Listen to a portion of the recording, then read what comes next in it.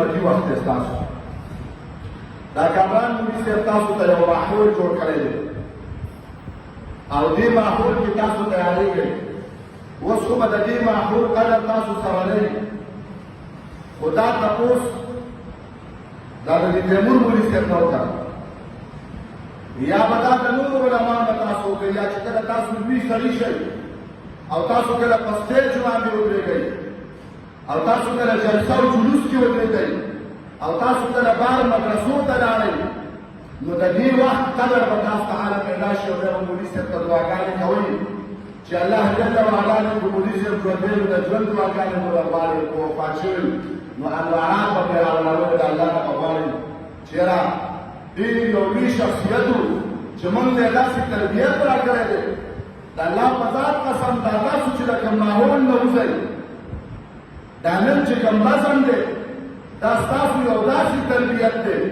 چې کوم را روان وخت ستاسو را روان دی، کوم دور چې را روان دی د مستقبل کې دا تاسو ته د لارې په ښودلو چل ښیي، دا تاسو ته په لاسو کې چراغان درکوي، دا تاسو ته په لاسو کې بیوي او رڼا درکوي چې بچیه په لار وځي نو څنګه ځي، ژوند به څنګه تېرې، خلکو سره به ناسته ولاړه څنګه کوې، په مجلس او په محفل کې به خبره څنګه کوې، په مجلس او په تقریب کې به تقریب څنګه کوې،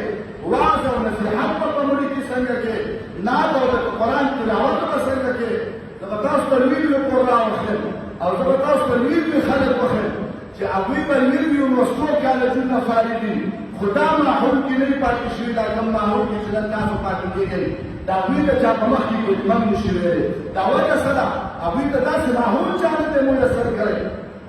او زما بچو دا انسان دا د ماحول غلام دی. کوم انسان ته چې ماحول میسر دی هغه انسان ته معاشرې یو لوی سړی جوړېدی شي، او کوم انسان ته چې ماحول صحیح ماحول او سم ماحول نه دی میلاو هغه انسان د وخت چې کوم دی بدمعاش او یو لوی بدکرداره انسان دغه نه جوړېږي. تاسو نن ستاسو به ډېر ملګري په دې لارو کوڅو کې ګرځي، ستاسو به ډېر ملګري داسې چې به هغه به په غلطو واوښتي او تاسو نن الحمدلله د الله په کور کې ناست او تاسو قرآن او حدیث چې کوم دی دا زده کوئ او تاسو په دې خپله وړه ژبه باندې قرآن تلاوت کوئ، ښکلي انداز کې دلته رانغانې او تلاوت او لارښوونې او بیانات دا کوئ. دا وجه څه ده؟ دا وجه صرف دا ده چې تاسو په یو داسې ماحول کې پاتې کېږئ، دا ماحول اثر دی. نو تاسو به انشاءالله د دې خپل وخت قدر کوئ، دا کوم وخت چې تاسو ته میلاوی او د دې وخت سره سره به د دې خپل ملنګ استاد او درویش استاد د ده به ډېر قدر او احترام کوئ چې ده به هر دنیا دا پېښې ده او تاسو ته دلته په جومات کې ناست دی او دغه یو دیني خواهش یې دی چې زما په سر دا پګړۍ ده دا به زما د دې بچي په سر څنګه دا پګړۍ. دغه یو خواهش دی چې نن ما ته خلک مولوي صاحب وایي، زما دې بچي ته به خلک سبا څنګه مولوي صاحب وایي. دغه یو خواهش دی چې نن ما ته خلک قاري صاحب وایي او د کوره چې کوم دی ښکلی او بهترین خوراک راوړي او مالته کېږي، دا به زما دا بچی به څنګه جوړ شي چې دغه عزت او اکرام دا هغې ته میلاو شي. دا د مولوي صاحب خواهش دی، ځکه دا دومره ستړې او دا دومره سخته برداشت دی. نو دغه خواهش چې کوم دی دا به تاسو پوره کوئ انشاءالله العزیز. زما نو ډېرو محترمو او ډېرو ښکلو او خوږو بچو، دا انسان دا د ماحول غلام دی. دلته چې څنګه ماحول جوړ شو دی به خوشحال کېږي. او ستاسو مثال دا د ښځې دی، دې ښځې نه تاسو واړه لوبې کوئ کله کله، دا ښځه مسته کوي. نو کله چې تاسو اس جوړ کوئ، کله چې لوښي جوړوئ که نه جوړوئ، هغه کوم اس د ښځې نن چې اس جوړ کړی هغه اس هغه ښځه واپس وړاندې کوي، د هغې نه جام جوړ کوي، د هغې نه پیالۍ جوړه کوي، د هغې نه بل یو د لوبو شی جوړ کوي. مقصد مې دا دی د هغې ښځې نه چې څه جوړې د دې نه جوړېږي. ستاسو مثال دې وخت کې دا ښځې دی، دا کامران مولوي صاحب ته نه څه جوړول غواړي او یو اثر درته منتقل کول غواړي او د دې ښه ماحول ښه اثر وي. لکه دې جومات کې یو سړی دا یو بروزه خوړي، هغه بروزه یې خوشبو کوي، یا دا انسان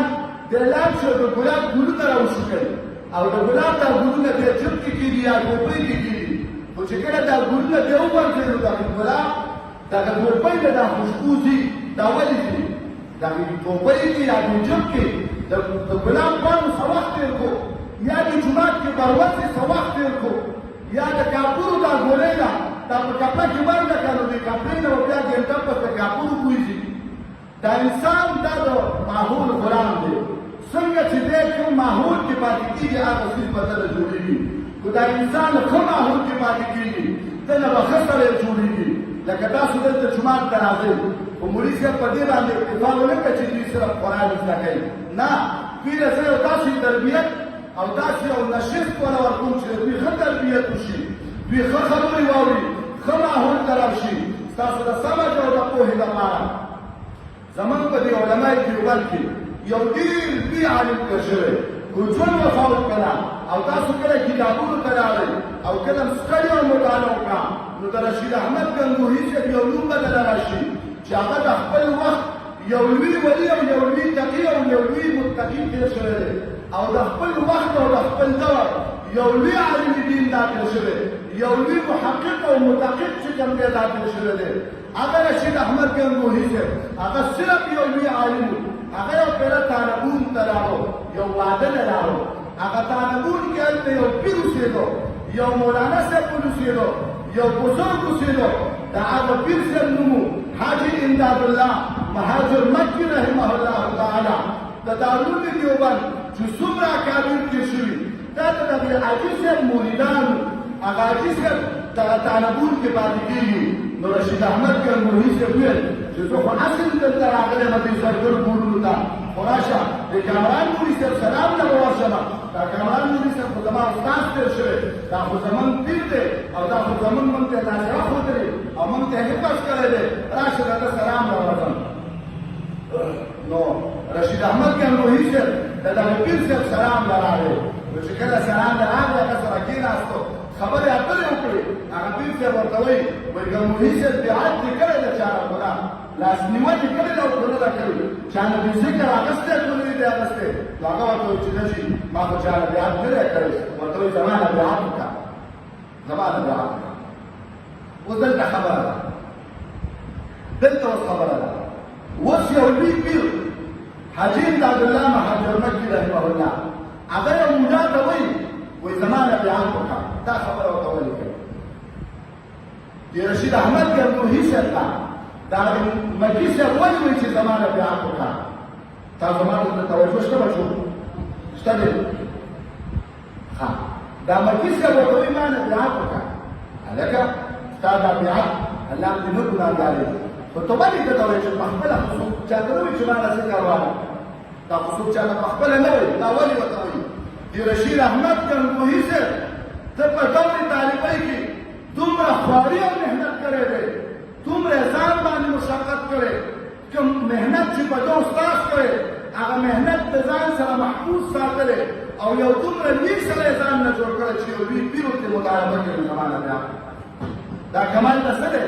دا کمال د دې دی چې دا کوم بزم نن درته کېږي د دې بزم کمال به کوي چې دا به تا یو لوی سړی جوړوي په مستقبل کې انشاءالله د دې درس او تدریس او دلته په دې کور باندې ناسته او دا سختې برداشت کول د دې به دا کمال انشاءالله چې مستقبل کې ته به ځان له دومره لوی سړی جوړ کړي چې لوی لوی علما به تا ته عام ورکوي زمونږ مدرسې ته درس ته راشه زمونږ جومات ته امامت ته راشه او مونږ چې کوم دی زمونږ د یو وخت یو دور تېر شو هغه دور کې به مولیان پاتې کېدل نو که مولا به چې په جومات کې امام نو هغه به اخون اخون معنی دا چې صرف پرکې دیوالې او یو څو تقریرونه به یاد کړي او یو څو صورتونه به یاد کړي او جومات کې به امام اوس زمونږ چې کوم دور دی یاره سره ویل داسې مولا ګور چې ښه عالم وي محقق عالم وي پوه یې ورسره ډېر اوس دا خبرې کوي نو موږ سره خو علم نشته نو څوک یې ایمان کوي دې وخت کې وایي چې ښه عالم وي ستاسو چې کوم دور را روان دی وایي به حافظ قرآن پکار دی یو محقق عالم پکار دی خو نه چې ورسره مفتي وي مفتي کورس یې کړی ستاسو دور داسې روان دی نو ستاسو به ډېره خواري پکار وي نو رشید احمد ګنګوهي صاحب د پیر صاحب وایي زما نه بیعت وکړه وایي تا کې زه څه اثرات وینم هغه ورته وایي چې پیر صاحب بیعت خو درنه کومه بیعت درنه کوم خو ګرځېدونه مې ټوله درنه نه کومه ځکه زه خو درسي مولا یم او کتابونه پړاوم او ما ته طالبان ناس دي لکه کامران مونږ سره چې مونږ وویل چې زمونږ د ختم نبوت پروګرام دی هغې له راشي د عزت دانس کوو نو مونږ هم پرې ډېر زور نه راوړو ځکه چې دلته بلا طالبان دي روانۍ کوي ورته وایي چې زه به تا نه وظایف نه درکړو بس ته صرف بیعت وکړه بس وایي ټیک ده مریدانو ته یې وویل وایي چې دا مېلمه د ده کټ زما په کمره کې ما سره سم کوي د ده کټ یې هغه سره سم کړو چې کله د تهجد ټایم شو نو پیر صاحب خو تهجد له راپاڅېدو دا مولي صاحب ته یې وتلي خو دا سړی چې مېلمه وي نو ده له خوب نه ورځي د ده سترګې وغړېدې دی پوه شو چې پیر صاحب تهجد راپاڅېدو خو د ده نه نه کېږي چې زه راپاڅم خو لږ اورېدو راورېدو نو ځان ته ملامته ښکاره شو چې یاره ګوره پیر صاحب تهجد راپاڅېدو زه هم دی به نو دی هم راپاڅېدو اودس یې وکړو چې اودس یې کله وکړو نو دی خو پیر صاحب سره کمره کې لاس کړو نو دی راغی جومات ته چې جومات ته راغی ویې کتل نو مریدان دي طالبان دي هلته خو مدرسه هم ده او علما دي هغه راغلي دي او څوک چې کوم دی تهجد کوي څوک د قرآن تلاوت کوي څوک ذکر کوي الله الله الله او یو ښکلی ماحول او بهترینه فضا جوړه ده بس رشید احمد ګنگوهي صاحب یې خوند ورکړو بس هغه مې یاره ته خو نه ودرېږه بس ورخښو نفلونه یې شروع کړو ذکر یې شروع کړو چې سهار شو ورته وایي حضرت وایي ما ذکر راکړه وایي ما خو تاته ویلو چې زه به تا له ذکر نه درکړم وایي خیر دی چې له بلوډ رامانه واچوه بس ذکر یې واخیستو بیا ورته پیر صاحب وایي یو دوه شپې نور یې وکړه وایي چې به زما د مدرسې چوټي ده او بس پاتې به شم نو رشید احمد ګنگوهي صاحب درې شپې وکړې چې درې شپې کله پوره شوې نو په مدرسه کې په خانقاه کې پاتې شو څلوېښتو ورځو ته څلوېښتو ورځو ته قاري طیب رحمه الله لیکلي دي وایي ده چې کله لومړۍ شپه وکړه نو وایي دی چې کله تهجد نه راپاڅېدو رشید احمد ګنگوهي صاحب وایي دی یو عادت کوو عادت یې کوو وایي دغه عادت یې په درې ورځو کې الله رب العزت په عبادت باندې بدل کړو او هغه د درې ورځو ذکر اذکار او فکر هغه الله رب العزت په څلوېښتو ورځو کې په خلافت باندې بدل کړو چې کله څلوېښت ورځې تېرې کړو واپس خپل کلي ته راتلو نو پیر صاحب چې کوم دی د ټولو څلورو واړو سلسلو خلافت او هغه مشري دا ټوله چې کوم دی رشید احمد ګنگوهي صاحب ته حواله کړه چې د نن نه بعد به زما په دې ټولو سلسلو کې دا خلیفه دا دومره لوی منصب او دومره لویه مرتبه چې ملاویږي دا په څه ورته ملاویږي د قاري طیب صاحب لیکلي وي زه چې کله ګنګوه ته لاړم نو که نه نو هلته به په د هغه د جومات په خانقاه کې به ذکر کېدو وایي ذکر به کېدو وایي هغه ځای کې اتلي کې چې کومه ګوبیان وه کمرې به چینځلې ګوبیان وایي هغوی به چې کمرې انځلې هغه هغوی به هم ذکر کوو الا الله الا الله نو دغه دوکاندارانو به هم ذکر کوو دا ولې دا د دغه ښه ماحول هغه اثرات زما بچو موږ او تاسو جومات او مدرسو سره تعلق ساتو موږ ته دلته ماحول میسر دی نو چې د کاپور یو ګولۍ د کاپور ګولۍ پېژنئ پېژنئ که په 5 روپۍ ده هغه د کاپور ګولۍ هغه چې یو ګینټه په کاپور کې کېږي په صندوق کې نو په ټوله کمره کې د هغې خوشبو خورئ پرونه چې راوړي په جومات کې خوره کړي د جومات په دېګ چې راننوځي د هغه پرونه کې چې د یو چا مسیح دی د هغې خوشبو په ټول جومات کې خورئ د ګلاب د پاڼو چې ګنډه تا سره په جیب کې تېره کړي د هغې خوشبو ستا په جیب کې خوړله نو زه تا نه تپوس کوم بچیه چې ته مازدیګر راغلی 3 بجې او 4 بجې او ماسخوتن شو ته کور ته ځې او سبا به بیا راځې او تا دا کار چې کوم دی په دې جومات کې کامران مولي صاحب سره تېر کړو نو ته خپل اثر په خپل کور کې ولې نه خورې ته ولې چې کوم دی خپل پلار ته دا نه وایې چې بابا جانه زما سره جومات ته لاړ شه زما استاد چې ډېر خوشحالېږي چې ته جومات ته ما سره لاړ شي هغه راوله مولي صاحب سره کېنوه هغه راوله جومات ته مولي صاحب به اصلاح وکړي جومات ته لمانځه راځي ستا کشر دی ستا مشر دی په ښکلي انداز کې ته خپله د دین یوه خوشبو چې کوم دی دا په خپل کور کې دا خوره کړه یو فضا دا قایمه کړه او خپل جسد او په خپل جسم کې تاسو دا واړی خو ته اوس نه ستاسو مثال دې وخت کې د ښځې دی چې دې وخت کې درنه څه جوړ شول بچو هلته به درنه جوړي خو دا ښځه وچه شوه نو که د بیا کې اسم نه جوړېږي بیا چې ولکانه رابغې نو دا به بیا راتېږي لکه محبوب علیه السلام هغه مکه فتحه کړه نو چې کله مکه فتحه شوه نو بیا حنین ته راوړو چې حنین فتح شو نو واپس مکې معظمې ته راتلو نو په لار کې یو ځای کې دمه کوي چې دمه کوي نو د مانځه وخت دی محبوب علیه السلام حضرت بلال رضی الله عنه ته فرمایي وایي بلال اذان وکړه نو چې اذان یې کوو نو څه ماشومان ولاړ دي هغه ماشومان د بلال رضی الله عنه ته اذان پېښې کولې خاندل یې ورکولې چې دا استاد چې څنګه دا بابا څنګه بیا چغې وایي او په چغه چې کوم دی دا څه کلمات وایي د دې څه مقصد دی اذان پورې خاندل نو محبوب علیه السلام د خواب ورکړو وایي دا ماشومان راټینګې صحابو کې دي په صحابو ورمنډه کړه ټول وتښتېدل یو ماشوم یې راټینګ کړو چې یو ماشوم یې راټینګ کړو هغه ته ویل دا چیز چې دا واورېدو اذان دا ماته ووایه هغه اذان شروع کړو پیغمبر علیه السلام ورته په سینه لاس راکړو ابو محذوره رضی الله تعالی عنه هغه ماشوم نوم هغه وایي زما د اسلام نه سخت نفرت وایي ما اسلام نه منم وایي چې کله دا اذان کلمات مې ویل او دغه پېښې مې وکړې او دغه نقل و حرکت مې وکړو او پیغمبر علیه السلام ته په سینه لاس راکړو ما ورته وویل چې یا رسول الله صلی الله علیه وسلم ما ته اسلام و خیرات کلمه وویله زما مقصد دا دی زما محترم د صحابه یو دور تېر شو هغوی چاته دا نه دي ویلي چې تاسو اسلام کې داخل شئ هغوی ځان جوړ کړو ځان یې جوړ کړو چې کله ځان جوړ کړو نو خلکو به هغه ته کتل خلکو به هغوی ته کتل او په اسلام کې به داخلېدل لکه زموږ یو لوی عالم زما د ذهن د نوم په دې وخت کې چې لوی صاحب تیار دي هغه د روس یو سکالر دی دهلي هغه د چلنج ورکړو او هغه ته وویل چې زموږ د اسلام دا ستړي کا مطالعه کا هغه ورته یو هفته ټایم ورکړو هغه د اسلام ستړي کو چې کله خپل وسته ورغی مولوي صاحب ته وایي چې ستاسو د اسلام قرآن او حدیث او شریعت ډېر بهترین دین دی دې خبرې نشته خو یو کس ماته داسې ښودلی شي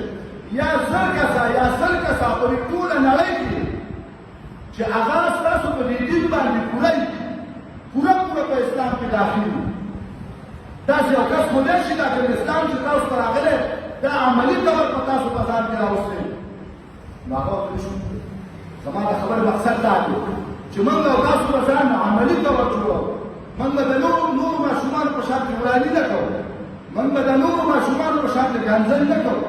موږ به د نورو ماشومانو په شان د پردو په ټوله غلاګانې نه کوو موږ به د نورو ماشومانو په شان د بلانو کوڅو کې منډې نه وهو موږ به د نورو ماشومانو په شان چې کوم دی پردو وطنو ته نه ځو موږ به ښایسته ښکلی وخت تېروو موږ د مدرسې طالبان یو موږ د کامران مولي صاحب شاګردان یو موږ ته به خلک ګوري دا یو بچی دا بچی دی دا خواږه بچی ګوري ته پاسه دا بچی دی چې ځان صحیح جوړ کړي او دی خپلو کې راشي واده دی یا غم شوی دی او دی خپلو کې راشي تاسو خپل کوم دی سکندري ته دی لاړو او دی سهار هلته شپه ده او سهار وختي پاسې د سکندري کې دی جنګ دی راغلو یا که هلته بیا ورانۍ نه کوي او چې خبرې کوي ښایسته خبرې کوي چې کومې مولي صاحب ښودلي هغه ته په ذهن کې دي کنځل نه کوي نو هغه سکندري خپل خپلوان به ته وګوري نو خپل بچي به بیا دین ته وباسي که نه وباسي وباسي به که وباسي به که یو ماشوم راووتلو هغې به د دې صحیح وبلوي نو ځان د عملي طور جوړو انشاءالله که ځان د عملي طور جوړو ستاسو استاد مولانا کامران صاحب دا کبر صاحب دا ډېر د عزت او د یو لوی مرتبې خاوند دی الله جل وعلا دې نوره ترقي نصیب کړي او الله رب العزت دې ډېر عمر ورکړي زموږ لپاره یو فخر دی او یقینا موږ د فخر په یو لوی خدمت کوي او تاسو ډېر وخت درکړی ډېر وخت تاسو ته ایستلی نو د ده د دې وخت قدر وکړئ او د خپل استاد چې کوم دی د ده احترام وکړئ د ده قدر وکړئ د ده چې څومره ضروریات دي هغه پوره کوئ موږ پخوا اورېدلي یو موږ ته به خپلو استادانو دا واقعات بیانول و یاره تانکي مولي صاحب په دې کې ایوه کوله او طالبانو ته به کتاب هم ښودو او هغه به ایوه هم کوله او چې کله به سبق وویل و هغه طالبانو به ورونه راواغېستل او بیا به خپل استاد ته ګیا وکړله او هغه به کور ته راوړل سامو ته به راواچوله او بیا به جم دا به څنګه خلک وو د خپل استاد دومره خدمت خو دا زموږ نه ډېر مخکې تېر شوي دې نږدې دور کې دې ځای کې یو مدرسه ده د غریب آباد نه مخکې او او زمون ملګری دی کامران مونږ یو ملګری دی مراد قاني صاحب داغه نوم دی داغه شاګردان دي او بلونه مو سره لاس دي شپږ رکعات د کلاس ته راپاسېدو نورونه ولا ورکړو کاپۍ ولا ورکړه او هغه شپږ رکعانو هغه خدمتګار هغه ولا وکړه استاد خدمت وکړو ان شاء الله خپل استاد خدمت وکړو الله جل وعلا دې موږ تاسو ته عمل کولو توفیق راکړي او الله رب العزت په مستقبل کې دا کاږي رسول دا په موږ تاسو باندې کیږي واخر دعوانا الحمد لله رب العالمين والعاقبة للمتقين والصلاة والسلام على رسول الله